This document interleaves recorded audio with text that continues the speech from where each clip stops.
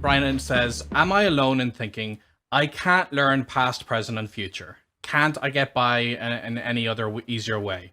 So I think this question is kind of tackling broadly an issue that a lot of us face when we first get into language learning.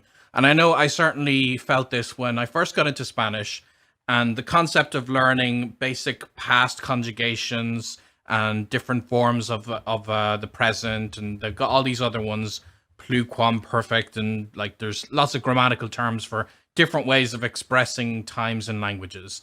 And I felt like I did not have the head for this. I felt like this is too hard for me, and I don't think I'm ever going to be able to learn how to use the past tense.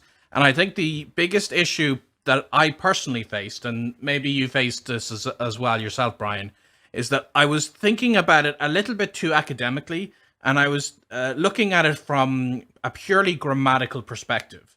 And when you first start learning a language, especially in school and more traditional learning, you may be presented with a table that gives you conjugations of verbs in the past tense. And this doesn't really have any context in your brain. So you could try to memorize that table, yo comí, tú comiste, and you could try to do that.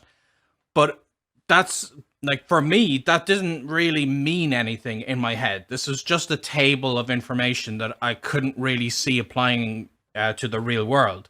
So what helped for me a lot at that beginning stage was to just try to get as much spoken practice as possible, and accepting that I was going to have a lot of mistakes in it, and that my grammar was going to have to get fixed a little bit later. So with that example, instead of learning very well what the past conjugation of comer, to eat, was, I might say, yo ayer como pizza. Yesterday I eat pizza. So that's incorrect. That's grammatically false. But the person I would speak to would understand what I'm saying. And then that would give me a bit of momentum. And then with time, the people you speak to are going to start using obviously, if they're native speakers or high level speakers, they're going to use correct grammar. And you're going to absorb a lot of it a little bit through osmosis. But then with that experience, when you do go back and you start to look at those tables, because I'm certainly not anti-grammar. When you look at those tables with context, it becomes a whole lot easier. And you see the patterns that start to emerge. So this is kind of what I would say with things in general. It's not just specifically with the past conjugation, future conjugation, but with grammar as a whole. When you first try to learn it with no context of the language, it can feel impossible. And unless you're passionate about grammar, or that's the kind of like person that you are, you love these really technical things, it's not going to be interesting. So generally, I would push learning that grammar a little bit to at least the early intermediate stage, and accept speaking a little bit like a caveman, as it were, at the beginning stages. And that's fine. You're not going to have perfect conjugation, but people are going to understand you. And then when you return to studying the technical aspect, even if you say that you might feel like you can't learn it, maybe what the issue actually is that you can't learn it right now in this stage of the language.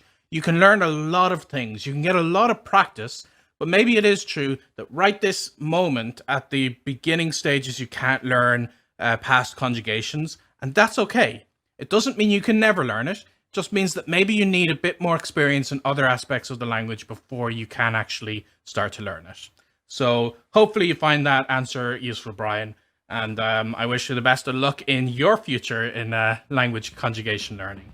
You can absorb your target language with osmosis and practice different tenses using one of my favorite language courses, HOD 101.